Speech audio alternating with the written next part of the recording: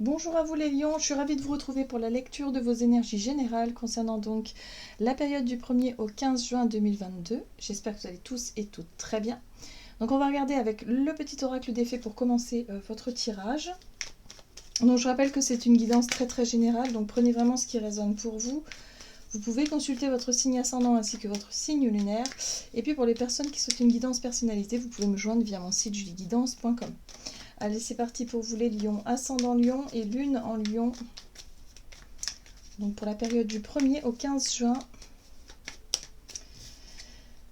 Alors, et vous avez à la table des fées. Les fées, mieux que personne, savent l'importance de la nourriture physique et spirituelle. Sois attentif à la qualité de ce qui alimente ton corps et ta vie quotidienne. Alors, ce message-là, effectivement, il fait référence à tout ce qui vous nourrit de façon générale. C'est-à-dire les choses, que vous, voilà, les sujets qui vous intéressent, la nourriture, que vous mangez. Donc peut-être que ce sera quelque chose de très important, en tout cas durant cette période. Il y aura peut-être des changements, peut-être des prises de conscience, ou peut-être tout simplement une réflexion à mener à ce niveau-là. Ok, qu'est-ce qu'on vous dit? On va regarder avec le tarot psychique, donc pour la période du 1er, d'accord, 1er au 15 juin, vous avez la tromperie et l'envie. Alors, ici, on nous parle effectivement d'une situation qui n'est pas forcément le reflet de la réalité, ou en tout cas une situation qui pourrait où vous pourriez vous sentir un peu dupé, ou peut-être qu'il y a quelque chose que vous avez cru être bon, que vous avez cru être bien, et aujourd'hui vous vous rendez compte que non. Vous voyez ce que je veux dire? Il y a vraiment cette sensation de se rendre compte que l'on s'est trompé sur quelque chose, mais je sens que c'est plutôt par rapport à une erreur de jugement ou peut-être une impression, hein, ou d'avoir été trompé tout simplement, d'avoir été dupé. Il y a vraiment cette sensation-là. Donc là, le voile se lève sur quelque chose, peut-être en lien avec votre nourriture d'ailleurs, ou peut-être en lien avec votre façon de voir les choses. Qu'est-ce qu'on vous dit d'autre? Vous avez le retrait affectif. Ouais. Pour moi, le retrait affectif, c'est le fait de réussir à tourner le dos à quelque chose. Alors ça peut être le fait de tourner le dos à quelque chose que vous aimiez faire, que vous aimez, une habitude, quelque chose, voilà, des choses, voilà, mais que vous savez être mauvais pour vous quelque part. Ou là, vous vous êtes rendu compte que vous vous étiez trompé dans votre façon, je sais pas, il y a quelque chose comme ça, comme si vous preniez conscience de quelque chose qui est important pour vous, pour votre corps et pour votre esprit. Et ouais, c'est en lien avec votre vie quotidienne, c'est en lien avec vos... euh, peut-être quelque chose que vous faites tous les jours, quotidiennement. Hein. Et là, vous vous rendez compte que vous vous étiez peut-être trompé dans votre jugement, que vous pensiez que c'était bon pour vous et aujourd'hui ça ne l'est pas. Ou au contraire, peut-être quelque chose... voilà, il y a l'idée de se tromper vraiment de jugement par rapport à quelque chose. Bon, on va regarder. Avec l'oracle Béline, pour vous les lions, ascendant lion et lune en lion. Oui. On parle ici d'un effondrement, d'une rupture, d'une dépendance, d'un sacrifice, d'un anéantissement et mélancolie. Bon, la ruine, c'est vraiment l'idée de se rendre compte que tout s'effondre, que tout s'écroule, c'est-à-dire peut-être nos croyances. Moi, j'ai vraiment la sensation que c'est en lien avec vos croyances. Hein. Vous pensiez qu'il y a quelque chose qui était bon pour vous et vous vous rendez compte que pas du tout. Ici, on parle de dépendance. Alors peut-être que pour certains, ça avait un lien avec une dépendance, à quelque chose qui vous faisait plaisir, qui vous faisait du bien. Ça peut être une dépendance affective également. En tout cas, quelque chose que vous pensiez être bon pour vous et vous vous rendez compte que pas du tout. Voilà, donc le masque se lève, le voile se lève sur quelque chose qui visiblement vous perturbe un petit peu. Ici, vous avez l'énergie féminine, l'étoile de la femme qui vous parle du féminin, de la femme. Alors, ça peut être une femme de votre entourage, mais ça peut être aussi vos énergies féminines. Hein. Donc, il y a vraiment cette notion... Alors, regardez, s'il s'agit peut-être de votre santé, de votre corps physique, peut-être en lien avec la féminité. Voilà, peut-être que c'est un lien avec ça. Vous pensiez faire des choses qui étaient bonnes pour vous et au final, vous vous rendez compte que, bah non, c'est peut-être pas comme ça qu'il faut faire ou c'est pas... ouais, je sais pas, il y a vraiment une notion comme si vous tombiez des nues par rapport à une croyance que vous ne pensiez pas. Ou alors ça peut être en lien avec une femme aussi, de votre entourage. Vous pensiez que cette femme était comme ci, comme ça, et au final vous vous rendez compte que pas du tout. Il y a quelque chose qui change. On va essayer d'en savoir un peu plus avec l'oracle Le Rêve du Chaman pour vous les lions, ascendant lion et lune en lion. Oh, vous avez la traversée qui vous parle de rite de passage. Ok.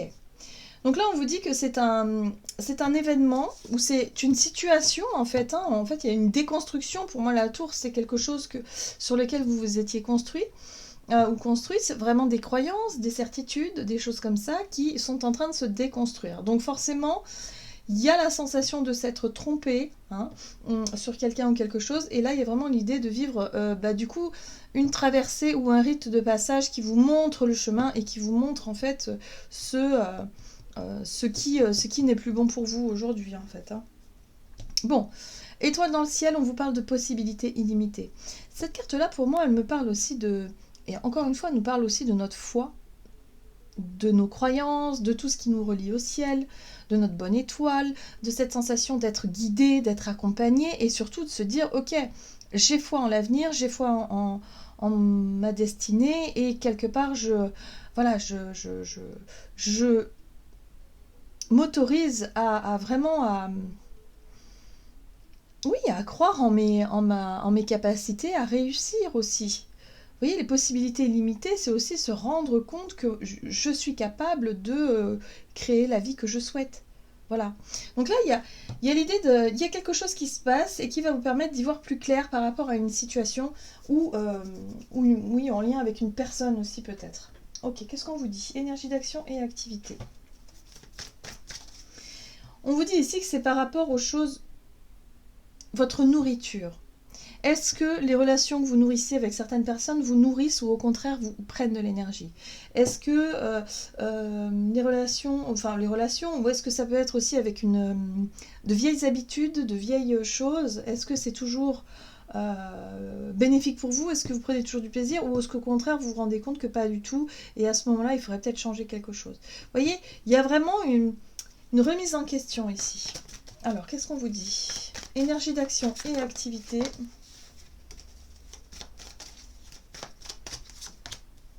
La foi et originalité. Donc vous voyez, on retrouve le côté bonne étoile, foi, croyance, spiritualité, l'idée d'avoir foi aussi en l'avenir, de croire en ses idéaux, en ses projets.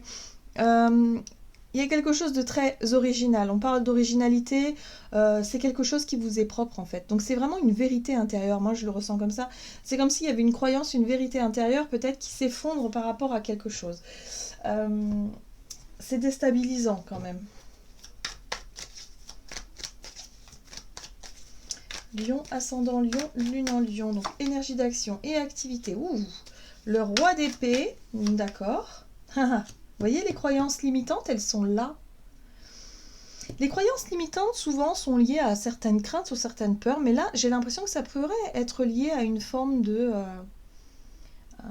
ça pourrait être une figure, vous voyez, une figure maternelle ou une figure paternelle, un parent par exemple, ou quelqu'un qu'on a considéré comme quelqu'un de parfait. Ça peut être quelqu'un, vous voyez, par exemple, vous aviez pris exemple sur une personne, et là, on tombe des nues parce qu'en fait, on se rend compte que toutes nos croyances, tout ce que l'on pensait être d'une manière, eh bien finalement ne l'est pas du tout. C'est pas du tout le reflet de la réalité.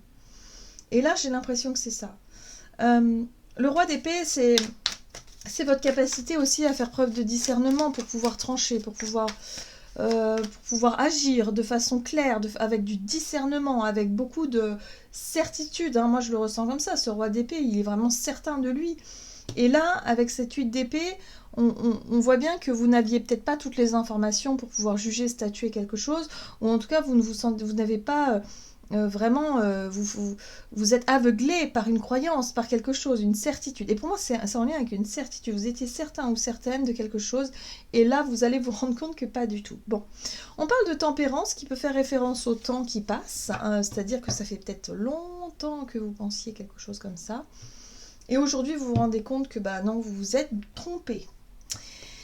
Et la 3 d'épée parle effectivement d'une sensation de blessure, une sensation de mal-être, quelque chose qui vous touche en fait. Hein. On voit bien que ouais, il y a une grosse remise en question ici par rapport à votre foi, à vos croyances, par rapport à ce que vous pensiez être juste, être bon. Euh, Ça peut être un lien avec l'amitié, ça peut avoir un lien avec l'amitié, avec l'entourage, avec des personnes avec qui vous passez du temps, des bons moments, des choses comme ça. Ou alors ça peut être en lien avec votre passé, hein, des blessures du passé avec l'entourage qui refont surface et du coup vous vous étiez fait une idée sur la question et ça vous avait peut-être empêché de voir quelque chose de plus profond. En tout cas, on parle ici